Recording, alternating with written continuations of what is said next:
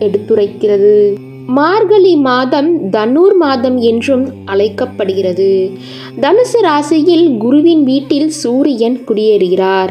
மனிதர்களுக்கு ஒரு வருடம் என்பது தேவர்களுக்கு ஒரு நாள். தை மாதம் தொடங்கி ஆனி வரை தேவர்களுக்கு பகல் பொழுதாகவும், ஆடி மாதம் தொடங்கி மார்கழி வரை இரவு பொழுதாகவும் அமையும். அப்படி பார்க்கும் பொழுது அதிகாலையான பிரம்ம முகூர்த்தம் தேவர்களுக்கு மார்கழி மாதம் வருகிறது.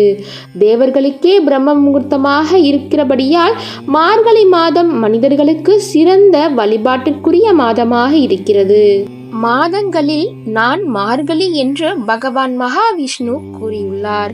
மார்கழி மாதம் தனுர் மாதம் என்றும் அழைக்கப்படுகிறது. இந்த மாதத்தில் தனுசு ராசியில் குருவின் வீட்டில் சூரியன் குடியேறுகிறார்.